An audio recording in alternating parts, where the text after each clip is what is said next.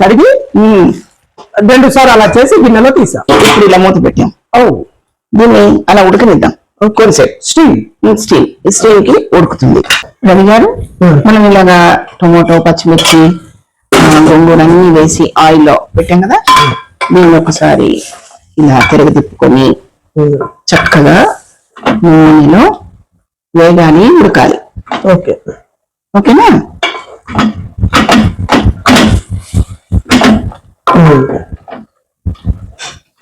అవ్వనివ్వండి, ఇంకా అవ్వాలి. నూనె పైకి రావాలా? పైకి రావటం అట్లా అని కాదు, ఇది ఉడకాలి. ఇంకా ఉడకాలి. ఇలా ఉండనిద్దాం కొంచెంసేపు. రవి గారు, ఇప్పుడు మనం గోంగూర అయిపోయింది కదా, దీన్ని కొంచెం మిక్సీలో వేసుకొని దాంట్లో కలిపేద్దాం. చల్లవేదాక చూసారా? ఇలా చేసుకున్నది చల్లారాక కొంచెం మిక్సీలో వేసుకొని మెత్తగా గంధం అనేది చేయకూడదు. ఈ గోంగూరని ఇలా చేసి పెట్టుకున్నాం కదా. అమ్మా, నీళ్ళు వేడి నీళ్ళు పెట్టారు అంటే మీరేమడిగారు? ప్రాన్స్ అండ్ గోంగూర అని అడిగారు కదా. ఈ వేడి నీళ్ళు కాగిన తర్వాత ఒకసారి ఆ ప్రాన్స్ ఇక్కడ పెట్టండి. పెట్టాం కదా గారు. ఇప్పుడు మనం ఇది బాగా క్లీన్ గా కడిగి పెట్టుకున్నాం. రొయ్యలు చూసారా? మంచి రొయ్యలు బాగున్నాయి, హెల్దీగా. దీన్ని ఇలా వేడి నీళ్ళలో వేస్తాం.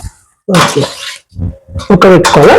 ఉడకపెట్టక్కర్లా, జస్ట్ అట్లా వేడిలో ఉండనిచ్చి తీసేస్తే బాగుంటుంది.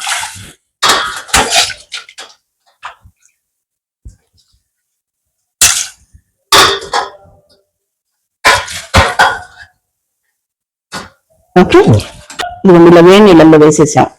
జస్ట్ ఎంతండి, 1 మినిట్ కంటే ఎక్కువ ఉండద్దు. ఇలా జస్ట్ అట్లా వేడి నీళ్ళల్లో వేయగానే ఇలా తీసేసి వాటర్ తీసేసి ఇలా మళ్ళీ దీన్ని కర్రీ వండుకుంటున్నాం.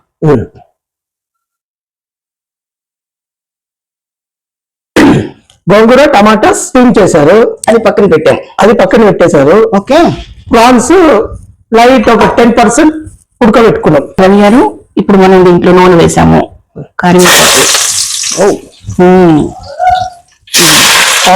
ఆనియన్స్, పచ్చిమిర్చి, ఇలా పొడవుగా కట్ చేసి ఉంచుకున్న పచ్చిమిర్చి ఎన్ని మనకి తగినన్ని. కొలత అనేది ఏంటి, ఎందుకంటే ఒక్కొక్కళ్ళు ఒక్కో రకంగా తింటారు కదా.